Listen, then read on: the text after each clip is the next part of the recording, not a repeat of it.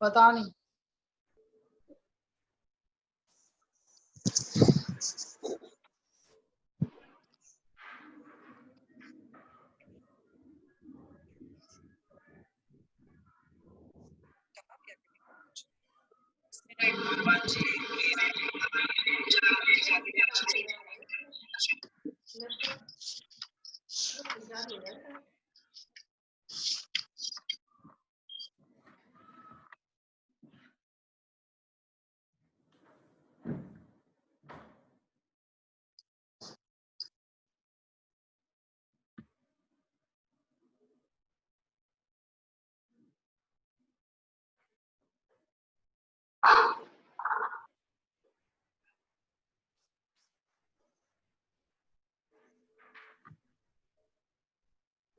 Class करने दे।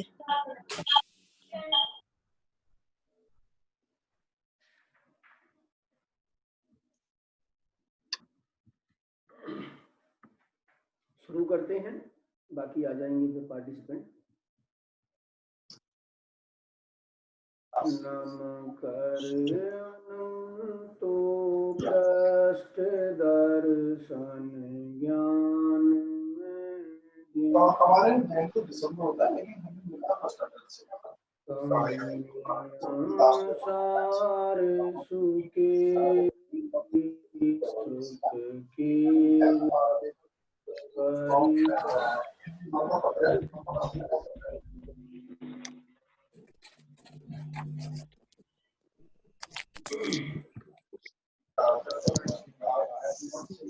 जय जिनेन्द्र। जय जिनेन्द्र। जय जिनेन्द्र। जय जिनेन्द्र। जय जिनेन्द्र सबको। जय जिनेन्द्र। जय जिनेन्द्र। जय जिनेन्द्र। जय जिनेन्द्र। जय जिनेन्द्र। जय जिनेन्द्र। चलिए क्लास प्रारंभ करते हैं। आप कुछ पूछना है? जय जिनेन्द्र पंडित जी। जय जिनेन्द्र। पूछना है कुछ? मेरी आवाज आ रही है? हाँ जी।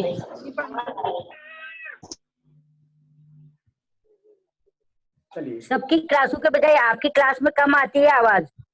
कम आती है? सबको हाँ, सबको आपकी में कम आती है, सबकी में तेज आती है। ऐसा क्या है?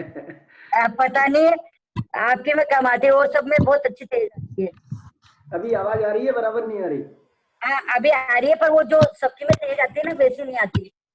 अच्छा अच्छा, अभी भी कम आ रही है? हाँ, अभी भी कमी आ रही है।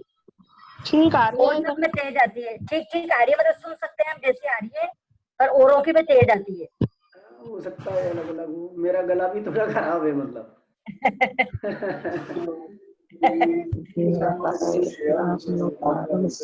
चलिए शुरू करते हैं। थोड़ा ध्यान से सुनेंगे तो समझ में आएगा, मतलब कीप साइलेंट होकर के सुनेंगे तो समझ में आएगा। मंगलाचरण अपना हो चुका है। 88 नंबर की गाथा का पाठ अपन करते हैं। 88 नंबर की गाथा। चत्ता अगुत्ति भावम तिगुत्ति गुत्तो हवेई जो साहु सो परिकमणम उच्चै परिकमण मयो हवे जम्मा जो साधु छोड़े अगुप्ति पुत्र गुप्ति में विचरण करी प्रतिक्रमण में ताहे तुसे प्रतिक्रमण कहते हैं उसी। हमारे मन में जो अनेक प्रकार के विकार भाव उत्पन्न होते हैं, उन विकारों का एक एक का नाम लेकर के यहाँ आचार्य देव ने ये भावना भाई है कि उन विकारी परिणामों को छोड़ करके हमें निर्विकार स्वरूप जो प्रतिक्रमण में भगवान आत्मा है उसका अवलंबन लेना चाहिए। पिछली गाथा में शल्य की बात की थी, इस गाथा में अगुप्ती की बात करते हैं कि जो कोई साधु अगुप्ती भाव छोड़कर त्रैगुप्ती गुप्त रहता है वह प्रतिक्रमण कहलाता है, कारण कि वह प्रतिक्रमणमय है। गुप्तियां तीन, मन वचन काय। इन मन वचन काय के अवलंबन पूर्वक हमारी योग की प्रवृत्ति चलती है। मन वचन काय के अवलंबन से हमारी परिणति में विकार भाव की उत्पत्ति होती है। तो यहाँ ये कहते हैं कि वो मन वचन काय की क्रिया को छोड़कर मन में कोई विकल्प उत्पन्न नहीं होने देना, वचन के द्वारा कुछ नहीं बोलना और काया का हलन चलन नहीं होना। यहाँ रोक के बैठे रहना उसका नाम गुप्ती नहीं है। जब अपना उपयोग सहज ही अपने स्वभाव की ओर लक्ष्य करता है तो मन में ऑटोमेटिक विकल्प उत्पन्न होना मिट जाते हैं, वचनों की क्रिया रुक जाती है और काया का हलन चलन होना भी बंद हो जाता है। उसको यहाँ कहा गुप्ती। तो वो कहते हैं कि जो कोई साधु अगुप्ती भाव छोड़कर त्रिगुप्ती में अर्थात मन वचन काया ये त्रिगुप्ती में रहता है, अर्थात इन तीनों से अपने उपयोग को हटा लेता है, इन तीनों पूर्वक कोई प्रवृत्ति अपने उपयोग में नहीं होने देते हैं, वह प्रतिक्रमण कहलाता है, कारण कि वह प्रतिक्रमणमय है। आत्मा प्रतिक्रमण स्वरूप है, उसका जो कोई अवलंबन लेते हैं और मन वचन काय की क्रिया रूप प्रवर्तन नहीं करते हैं तो आचार्य देव कहते हैं कि भगवान आत्मा प्रतिक्रमण में होने से उसके अवलंबन लेते हुए जो उपयोग प्रवर्तित होता है वह प्रतिक्रमण कहलाता है। टीका, त्रिगुप्तीपना जिसका लक्षण है ऐसे परम तपोधन को निश्चय चारित्र होने का कथन है।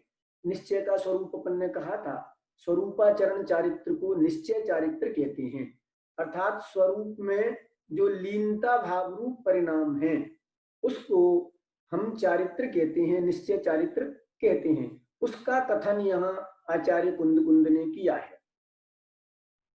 परम तपश्चरण रूपी सरोवर के कमल समूह के लिए प्रचंड सूर्य समान ऐसे जो अति आसन्न भव्य मुनीश्वर बाह्य प्रपंच रूप अगुप्ती भाव छोड़कर, क्या कहा, परम तपश्चरण रूपी सरोवर के कमल समूह के लिए प्रचंड सूर्य समान, ये एग्जाम्पल दिया।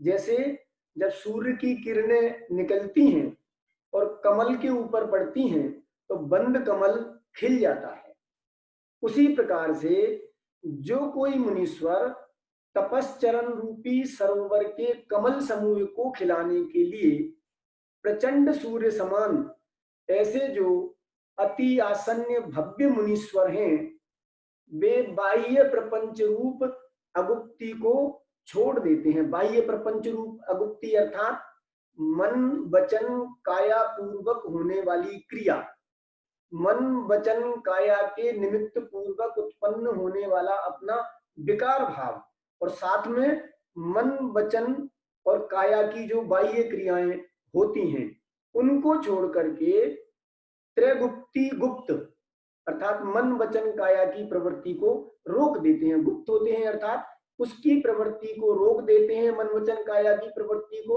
और अपने स्वरूप में गुप्त हो जाते हैं।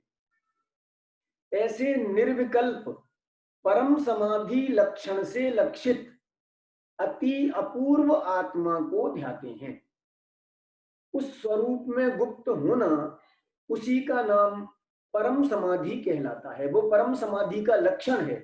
मन वचन काय की प्रवृत्ति का रुक जाना और निज आत्म स्वरूप में लीन हो जाना, उसका नाम परम समाधि कहलाता है। वो परम समाधि का लक्षण है। ऐसे परम समाधि लक्षण से लक्षित अति अपूर्व आत्मा को ध्याते हैं। अपूर्व आत्मा, तो आत्मा तो कोई अपूर्व नहीं है। आत्मा तो अनादिकाल से जैसा है वैसा ही है, लेकिन ऐसा होने पर भी आज से पहले उस आत्मा का कभी अनुभव नहीं किया, तो हमें ऐसा लगता है कि ये तो कोई अपूर्व वस्तु है। जैसे जगत में वस्तु तो पहले थी, लेकिन हमारे ज्ञान में नहीं आई थी, और आज हमारे ज्ञान में वो वस्तु आए तो हमें ऐसा लगता है कि ये तो कोई अपूर्व चीज है। ऐसे ही वो भगवान आत्मा अनादिकाल से हमने उसको जाना नहीं, उसका अनुभव किया नहीं, और आज जब परम समाधि में गुप्त होकर के हमने उस आत्मा का अनुभव किया तो ऐसा आनंद आता है कि ये तो कोई अपूर्व वस्तु है। अर्थात आज से पहले इस वस्तु को मैंने नहीं जाना था, आज से पहले इस वस्तु का मैंने अनुभव नहीं किया था। ऐसी अपूर्व वस्तु यह कोई है। वे मुनीश्वर प्रतिक्रमण में परम संयमी होने से ही निश्चय प्रतिक्रमण स्वरूप हैं। तो जब स्वरूप में गुप्ति हो गई तो संयम तो जीवों की रक्षा का, तो मरने का, दुखी होने का कोई काम ही नहीं है। जो कोई अपने स्वरूप में गुप्त हो गई, बाहर की क्रियाओं से रहित हो गए, मन वचन काय की प्रवृत्ति जिनकी रुक गई है, तो फिर बाहर में जो संयम आदि की प्रवृत्ति की जाती है, 6 खाई के जीवों की रक्षा और इंद्रिय विजय, ये 2 प्रकार से होता है ना। संयम के 12 भेद होते हैं, उसके 2 भेद होते हैं, प्राणी संयम और इंद्रिय संयम, ये 2 भेद होते हैं ना। फिर उनके 6 भेद हो जाते हैं, 6 प्रकार का प्राणी संयम और 6 प्रकार का इंद्रिय संयम। इसकी चर्चा पहले अपनी चल चुकी है। तो जब स्वरूप गुप्त हो गए तो इंद्रियों के विषयों की कोई प्रवृत्ति नहीं रही। ऐसे ही जब अपने स्वरूप में गुप्त हैं तो हलन चलन क्रिया, आरंभ परिग्रह आदि का कार्य, किसी से कुछ कहना सुनना, जब कुछ करेंगे ही नहीं, सावधान होकर के अपने स्वरूप में गुप्त बैठे हैं, तो हमारे द्वारा किसी को कोई तकलीफ पहुंचने की संभावना भी नहीं रहती है। उसके लिए यहाँ कहा कि वे मुनीश्वर प्रतिक्रमण में परम संयमी होने से, वो प्रतिक्रमण में हो गए, इसलिए परम संयमी होने से ही निश्चय प्रतिक्रमण स्वरूप हैं। वे निश्चय प्रतिक्रमण स्वरूप दशा को प्राप्त हो जाते हैं। अब 88 गाथा की टीका पूर्ण करते हुए टीकाकार मुनिराज श्लोक कहते हैं, मन वचन काया की विकृति को सदा छोड़कर, वो त्रिगुप्ति शब्द आ रहा था ना ऊपर, तो फिर इसमें टीका करते हुए जो श्लोक लिखा, उस श्लोक में वो त्रिगुप्ति को स्पष्ट कर दिया। मन वचन काया की विकृति को सदा छोड़कर, कब छोड़ना, दिन में के रात में, सुबह के शाम को, या कह रहे सदा काल 24 घंटे किसी तरह का भी कोई मन वचन काय की प्रवृत्ति की आवश्यकता नहीं है, क्योंकि मैं मन वचन काया रूप नहीं हूं। मन वचन काय की प्रवृत्ति से मेरा कोई संबंध नहीं है, वो परद्रव्य की क्रिया है। अभी तक मात्र उस मन वचन काय के अवलंबन से मैं अपने उपयोग को बाहर में जोड़ता था। क्यों? क्योंकि मुझे अपने आत्म स्वरूप की, निश्चय प्रतिक्रमण स्वरूप आत्मा की मुझे खबर नहीं थी। और जब अब मुझे उस भगवान आत्मा की पता लग गया है, उसके स्वरूप का मुझे अनुभव हो गया है, तो मैं अब उस त्रिगुप्ति रूप परिणाम को छोड़ करके अपने स्वभाव का अवलंबन लेकर के प्रतिक्रमण करता हूं। तो आत्मा स्वयं प्रतिक्रमण स्वरूप है, तो उसका अवलंबन लेते ही निश्चय प्रतिक्रमण की दशा परिणति में प्रकट हो जाती है। वो इन्होंने यहां कहा, देखो, मन वचन काय की विकृति को सदा छोड़कर भव्य मुनि सम्यक ज्ञान के पुंजमयी इस सहज परम गुप्ति को शुद्धात्मा की भावना सहित उत्कृष्ट रूप से भजो।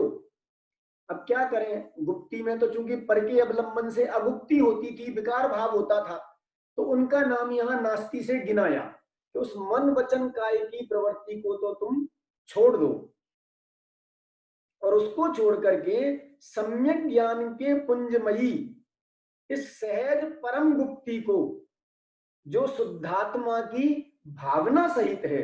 परम गुप्ति में क्या करते हैं, मन वचन काय की गुप्ति हो गई, मन वचन काय की प्रवृत्ति रुक गई, तो अब क्या करें हम, उपयोग तो कहीं ना कहीं जाएगा ना, क्योंकि आत्मा उपयोग स्वरूप है।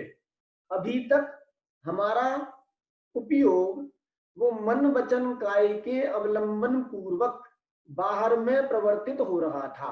अभी तक क्या दशा थी, हमारा उपयोग मन वचन काय के अवलंबन पूर्वक बाहर संयोगों में प्रवर्तित हो रहा था। अब क्या हुआ, तो संयोगों की प्रवृत्ति को छोड़ करके जो अपना प्रतिक्रमण में आत्मा है, अपना दर्शन ज्ञान सुख आनंद स्वरूप जो चैतन्य भगवान आत्मा है, उसमें अपनी परिणति को गुप्त किया, उसमें अपनी परिणति को लीन किया, अथवा कहें उसमें अपनी परिणति को लगाया। तो क्या हुआ कि शुद्धात्मा की भावना सहित उत्कृष्ट रूप से भजो, ये प्रेरणा दी है। कुंद आचार्य कहते हैं कि हे भव्य आत्माओं, हे मुनिराजों, मुनिराजों को भी संबोधित करते हैं कि हम तो अपने उस शुद्धात्म तत्व की ही भावना निरंतर करते हैं, या तो उसका अनुभवन करते हैं या उसकी निरंतर भावना करते हैं। और तुम भी यदि निश्चय प्रतिक्रमण को प्राप्त करना चाहते हो तो अपनी उस शुद्धात्मा की भावना करो, उसी में लीन हो जाओ, तो तुम्हारी परिणति में निश्चय प्रतिक्रमण प्रकट हो जाएगा। आगे देखो 89 नंबर की गाथा देखते हैं।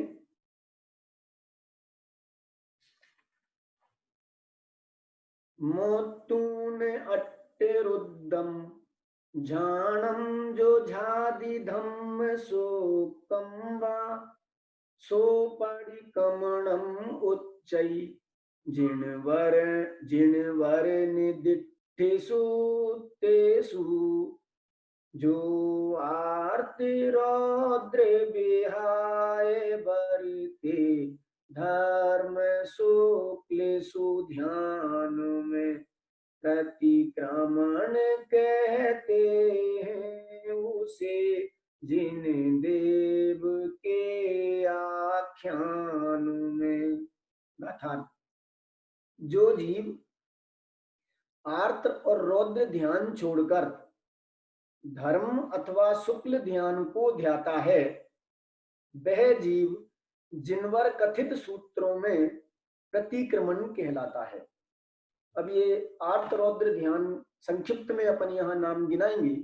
विशेष यदि आपको इसका अध्ययन करना है तो रतन करण श्रावकाचार्य में भी इसका विस्तार से वर्णन किया है आर्त रौद्र ध्यान का। और भी जो अपना सुख चंद्राचार्य का लिखा हुआ ज्ञानार्णव ग्रंथ है, उसमें भी आर्त रौद्र ध्यान का, धर्म ध्यान का, शुक्ल ध्यान का, चारों ध्यानों का विस्तार से वर्णन किया गया है। वहां से देखना, यहाँ अपन सामान्य नाम मात्र देखते हैं, फिर भी धर्म ध्यान की और शुक्ल ध्यान की, यानी आर्त और रौद्र ध्यान को छोड़कर आर्त ध्यान के 4 भेद होते हैं और रौद्र ध्यान के भी 4 भेद होते हैं। आर्त ध्यान में इष्ट वियोगज, अर्थात हमारी जो इष्ट वस्तु है, जो लोक में हमें प्रिय लगती है, वास्तव में हमारे लिए कोई इष्ट जगत में है नहीं, और इष्ट यदि कोई है तो वो निज भगवान आत्मा शुद्धात्मा ही हमारे लिए इष्ट है। लेकिन अनादिकाल से उस अपने भगवान आत्मा के स्वरूप को भूलकर देह को अपना मान करके देह को इष्ट मानते हैं। फिर देह के लिए जो जो पदार्थ हमें अनुकूल लगते हैं उसमें फिर इष्ट पने की कल्पना कर लेते हैं, और उसमें जो कोई विराधक होते हैं, उसको इष्ट पने की प्राप्ति में जो कोई विराधना करने वाले होते हैं, अवरोधक दिखते हैं उनके प्रति हमें द्वेष भाव पैदा हो जाता है। तो यहाँ ये कहा कि लोक में हम जिनको इष्ट मानते हैं उन इष्ट का वियोग होने पर जो हमें दुख की उत्पत्ति होती है उसको हम इष्ट वियोगज आर्त ध्यान कहते हैं।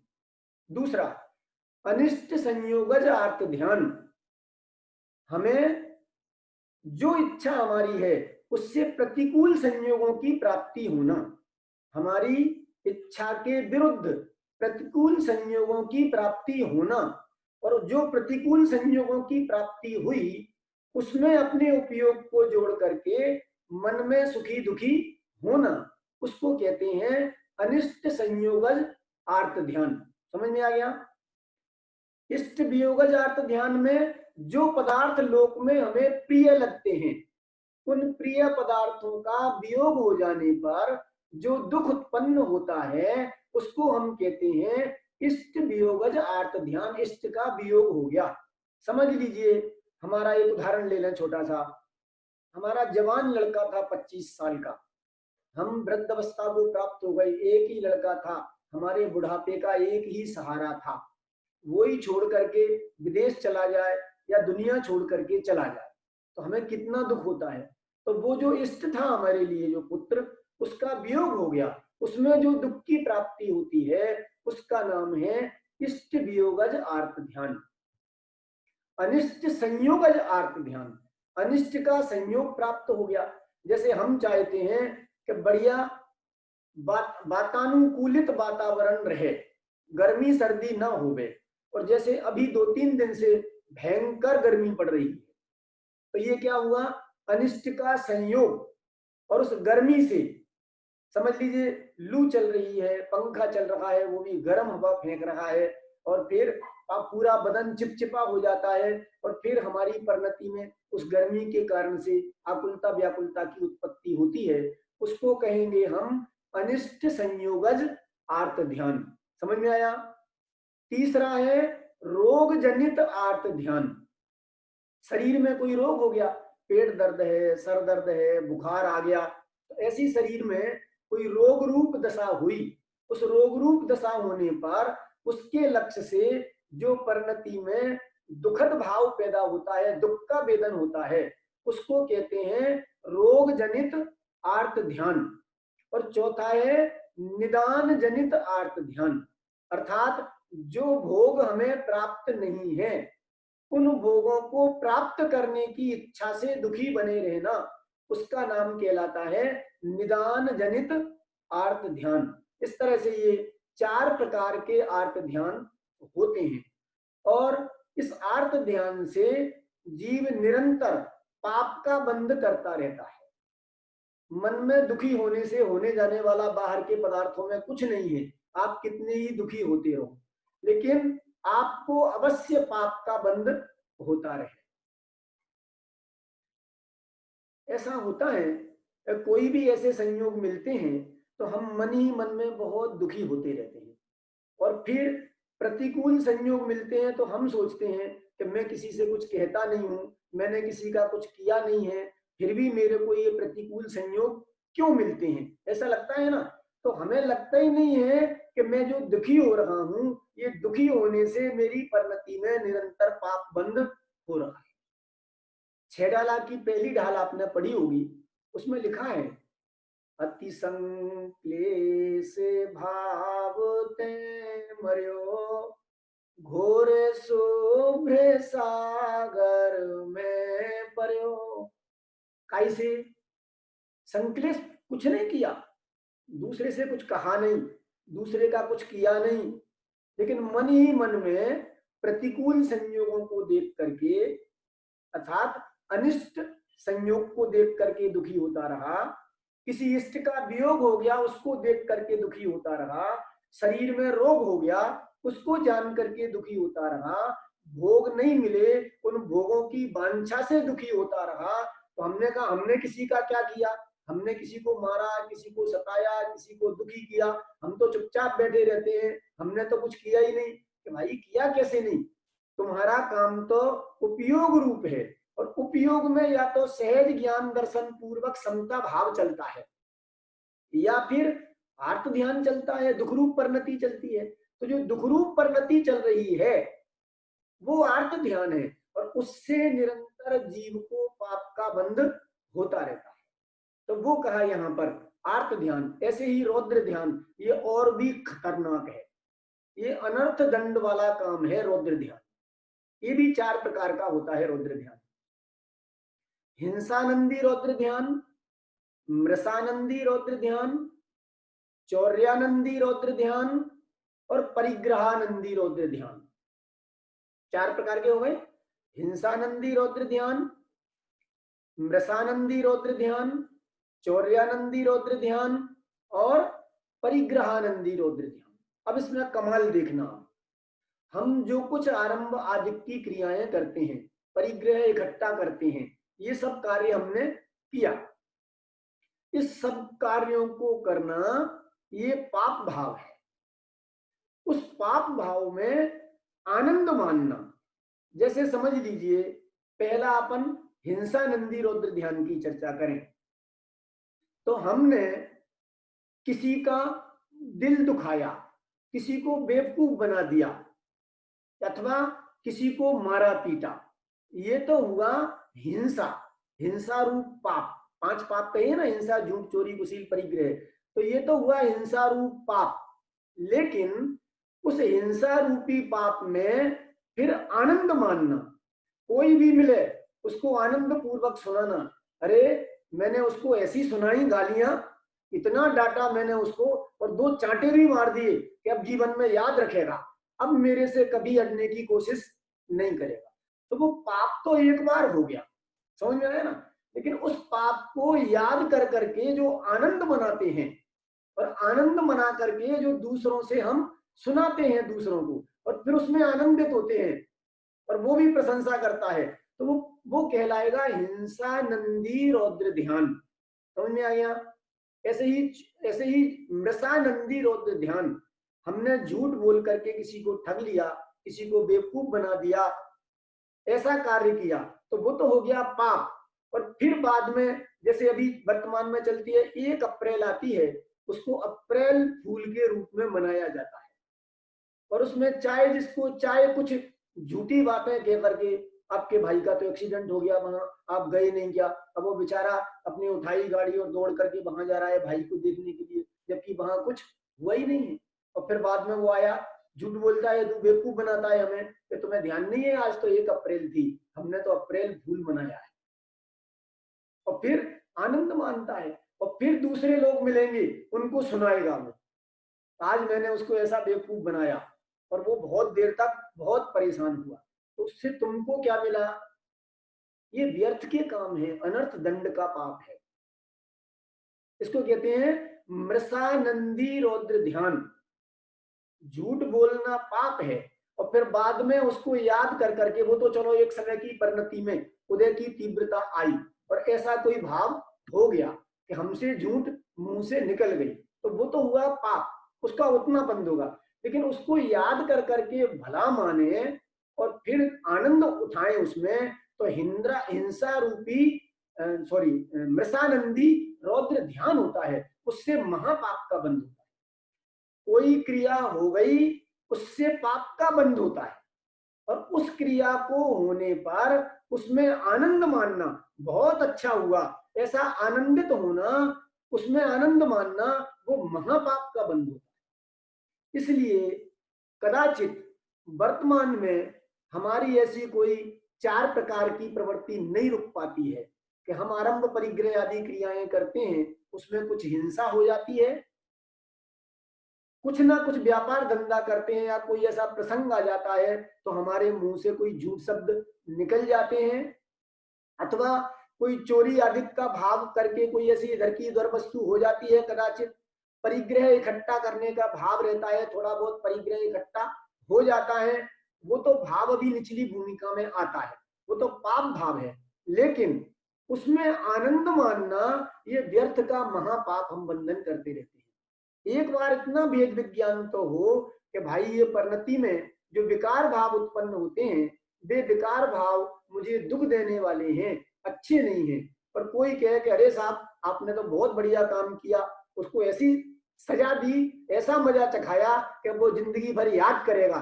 तो आप कहें भैया ये तो मेरा बेकार परिणाम है, अच्छा नहीं किया।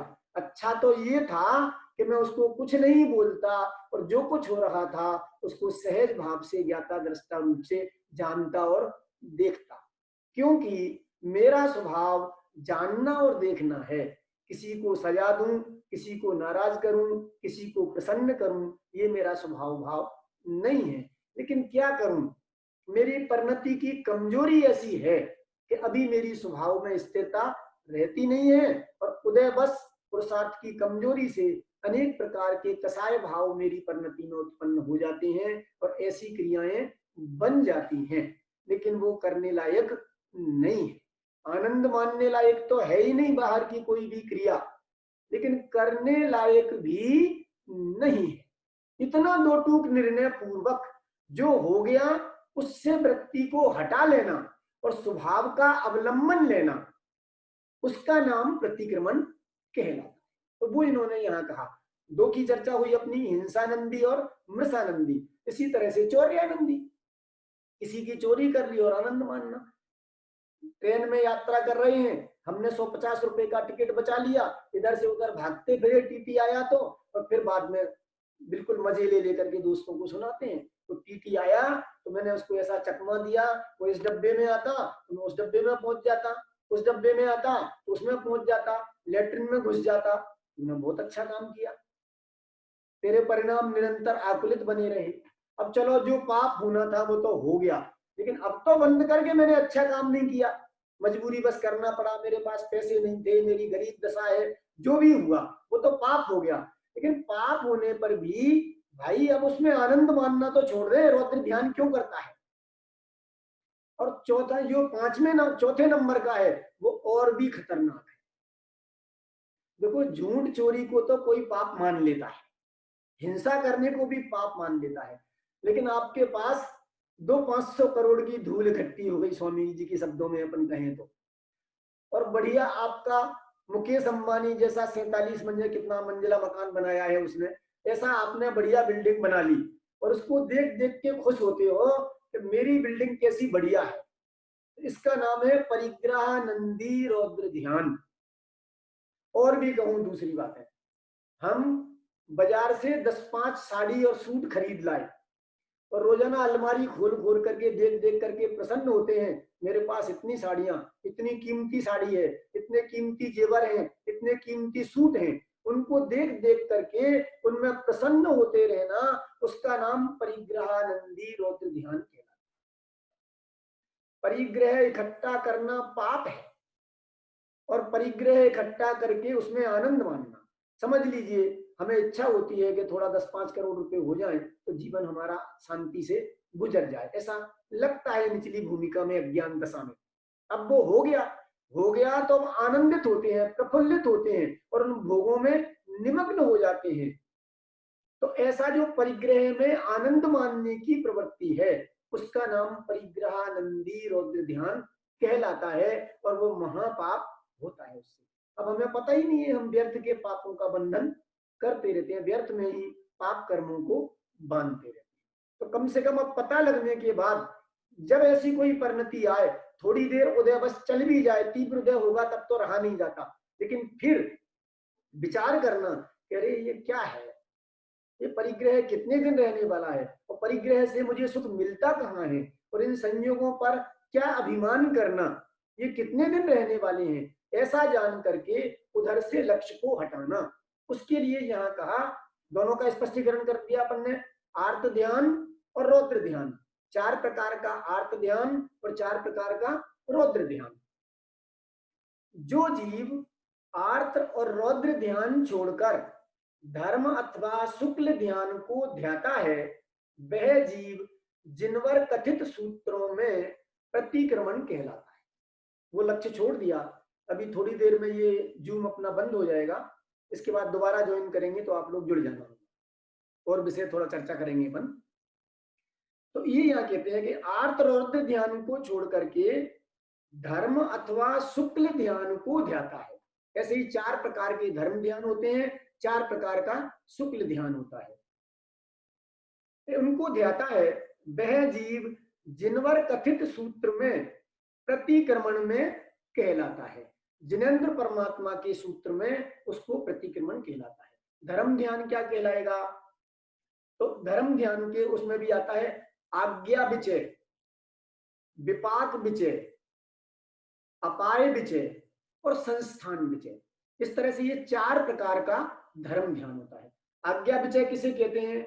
भगवान की जो आज्ञा है वही परम आज्ञा है, मतलब भगवान ने वस्तु का जो स्वरूप बताया है वही परम सत्य है, उसमें किसी प्रकार की कोई शंका उत्पन्न नहीं होना, उसका नाम आज्ञा विचय धर्म ध्यान कहलाता है। दूसरा है अपाय विचय। अपाय विचय अर्थात मिथ्यात्व, मिथ्या दर्शन, मिथ्या ज्ञान, मिथ्या चारित्र को छोड़ने की भावना भाना, उसका नाम अपाय विचय कहलाता है। इसका दूसरा नाम उपाय विचय धर्म ध्यान भी कहलाता है। तो उपाय विचय में क्या है कि सम्यक दर्शन, सम्यक ज्ञान, सम्यक चारित्र प्राप्त करने की भावना भाना, इधर से कहें तो उपाय विचय धर्म ध्यान कहलाएगा। और मिथ्या दर्शन, मिथ्या ज्ञान, मिथ्या चारित्र को नाश करने की भावना भाना, उस नास्ति की अपेक्षा से कहें तो वो अपाय विचय धर्म ध्यान कहलाएगा। 2 हो गए। तीसरा विपाक विचय धर्म ध्यान।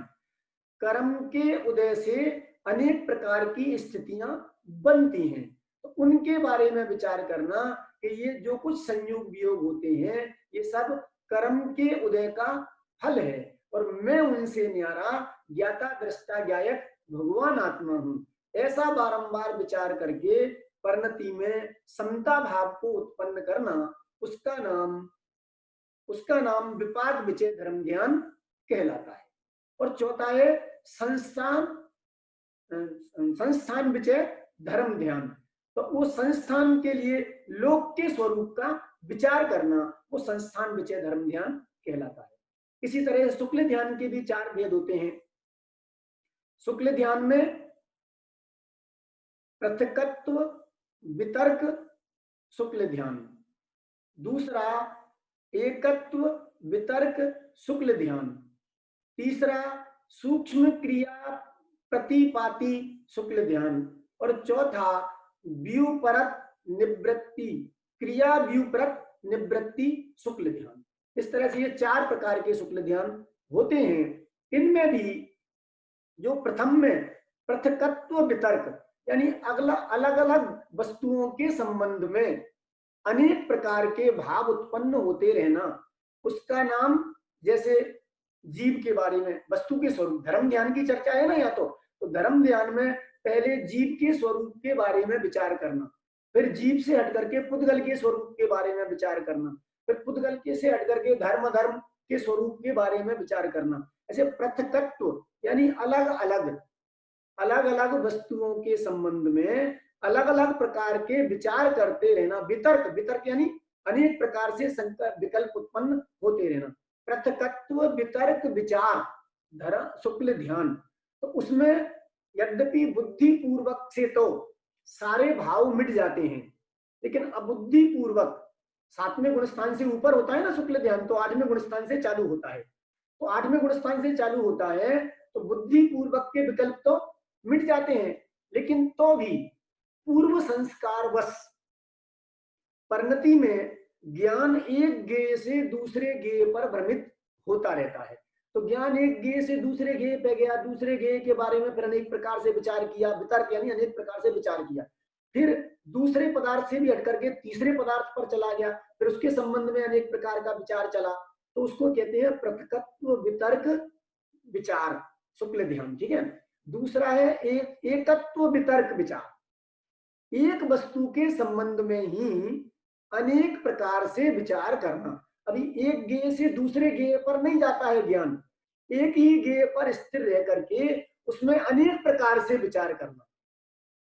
जैसे गुण अनंत है ना, तो अनंत गुणों के संबंध